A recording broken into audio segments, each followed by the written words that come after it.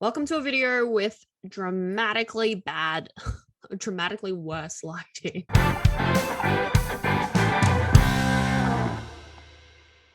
Okay, so today is going to be addressing the textual analysis structure, which is what most people put in the Google form. Thank you so much for filling that out, by the way. It was very helpful.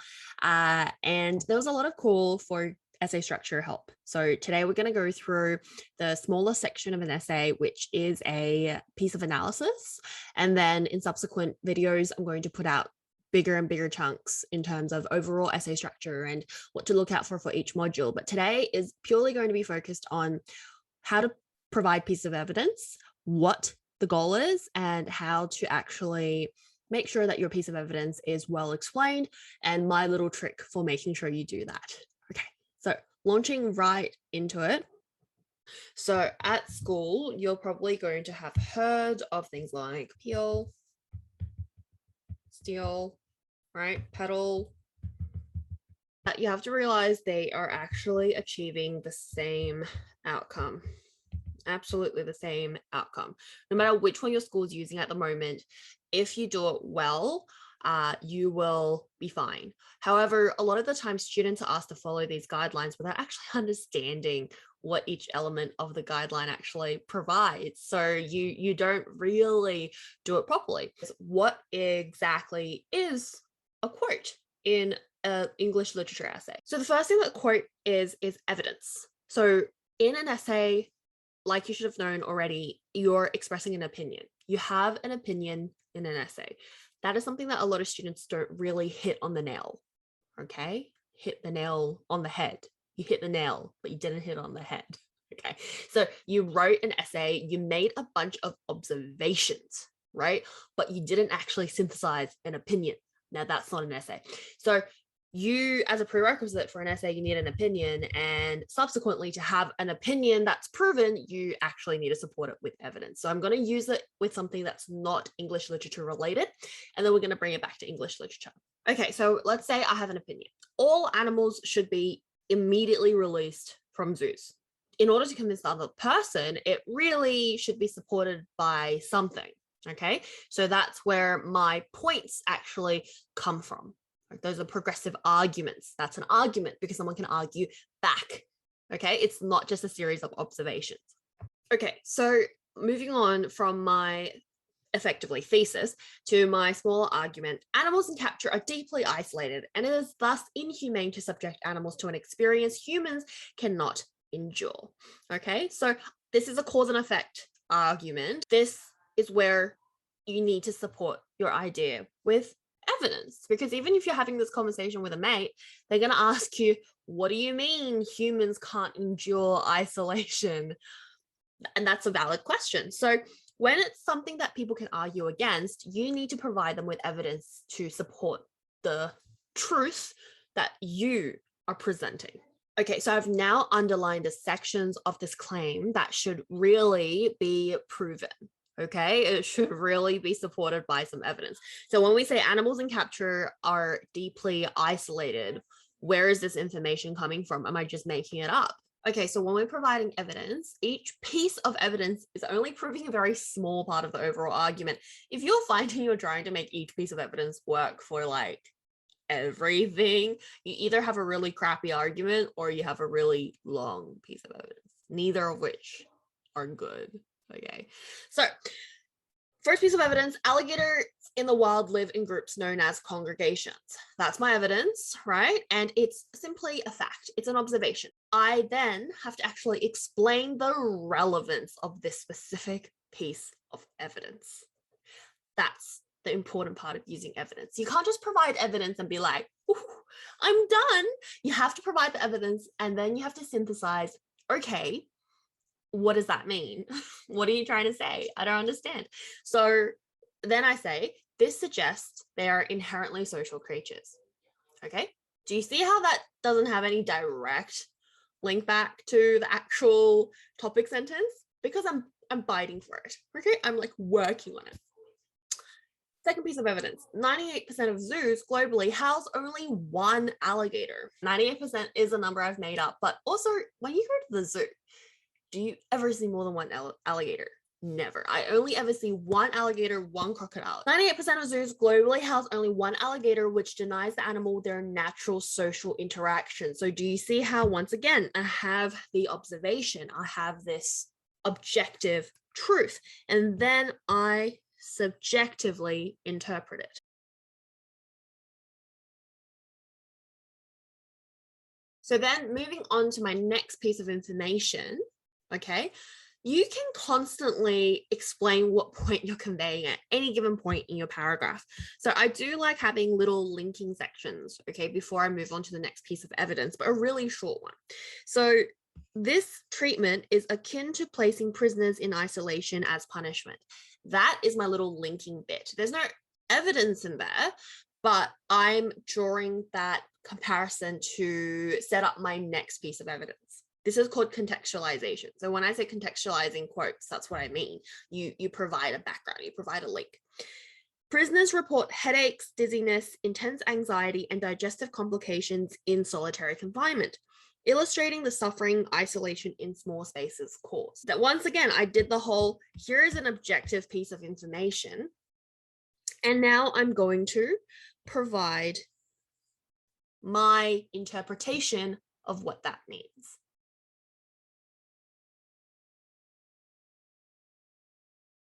Okay, so if I say alligators in the wild live in groups known as congregations, this shows that alligators are afraid of predators.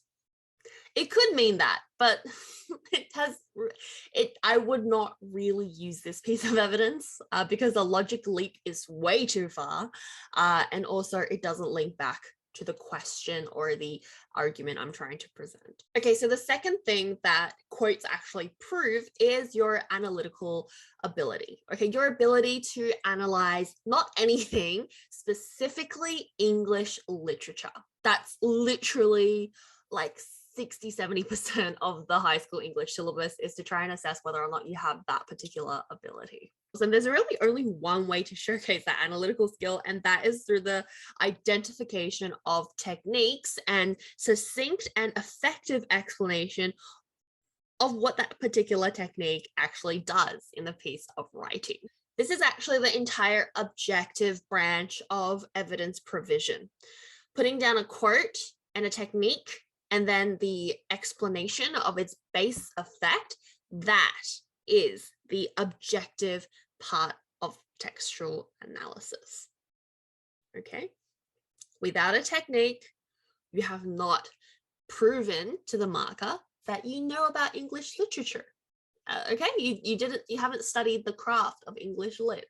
We're not just asking you to be a good writer and persuader. You have to be you actually have to understand English. But like I said, all evidence has to be split into its objective and its subjective halves. Okay, so your objective in English is the technique, the quote, and the direct effect of the quote. I'll show you what it means later. The point is subjective. That is the actual argument you are trying to make. You, no one else. You. I like doing this every video. You. So just like previously, you can see that I had this tendency of providing objective data first and then my subjective conclusions later.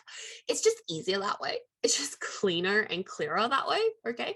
You don't have to. I suppose you can put your subjective data first. It just, preferences. So the first piece of evidence we're going to play around with is Robert Frost's very famous poem, The Road Not Taken. So the first thing you do is actually address number 2. Okay, you think, break this down to reflect how good I am at English analysis.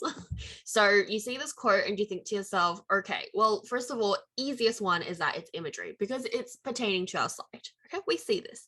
Now, of course, the two roads which diverge as an image, we do see that it's not really an actual road. It's actually a metaphor. And if anything, it's an extended metaphor representing the choices that we have to make. And road itself is actually a symbol for the future progression. Okay, so there's a lot of techniques you can talk about in this particular quote. Now, I'm a fan of layering, just to explain like how one technique actually leads onto the next. I don't think techniques ever have to work in isolation. So this is a step that a lot of students are stuck on.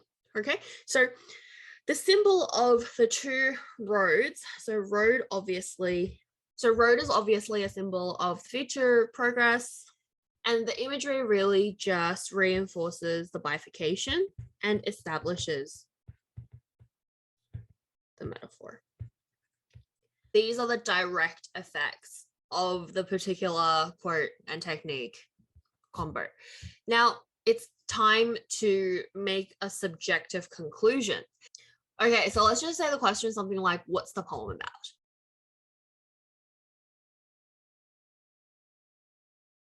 Okay, so let's put this all together. The opening imagery describing two roads diverge establishes the extended metaphor for choice, symbolically using roads as a representation of the future to declare the inevitability of decision-making in human progress. If you're a bit confused as to how this turned into this, I just made it sound pretty with nice words. This is all objective, okay? You can't argue with that. But do note how I really nicely contextualize where you got the quote from. Many students don't do this and plunge straight into the quote. Never plunge straight into the quote. Never do that. Here to declare the inevitability of decision-making in human progress. That is subjective. I don't know if that's what he wants to say, but that's my best guess based on the evidence.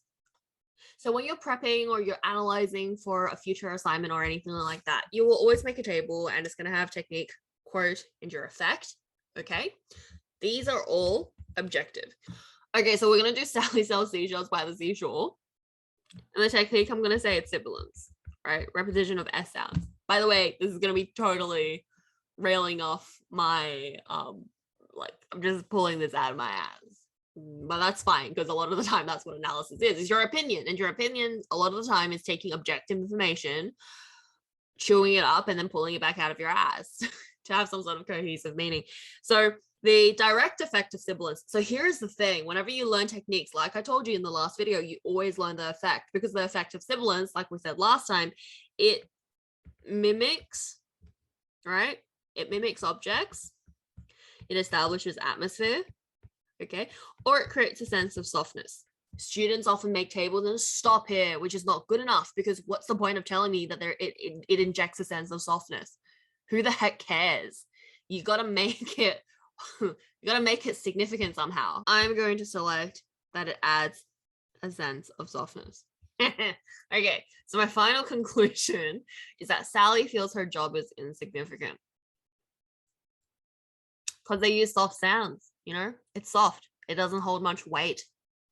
Obviously means that she thinks her job is worth not that much.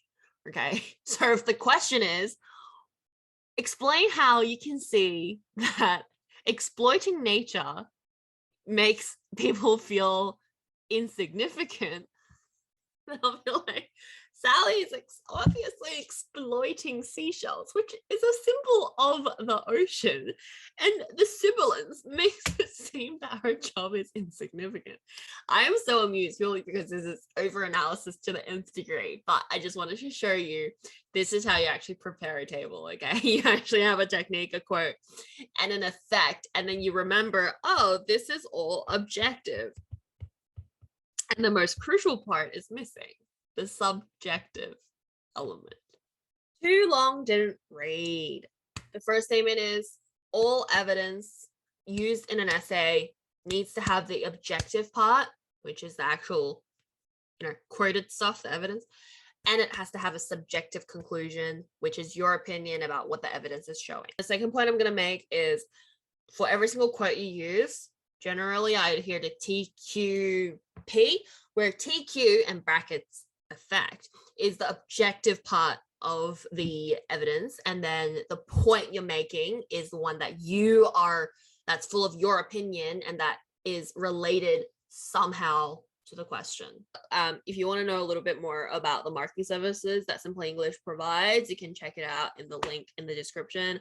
Otherwise, you know, leave a like, subscribe, follow, find us on Instagram, all the good stuff. Yeah, I want to do TikTok videos, but I really don't feel like I'm that funny. If you guys ask me enough questions, maybe I'll do one of these ones. All right, out. Peace.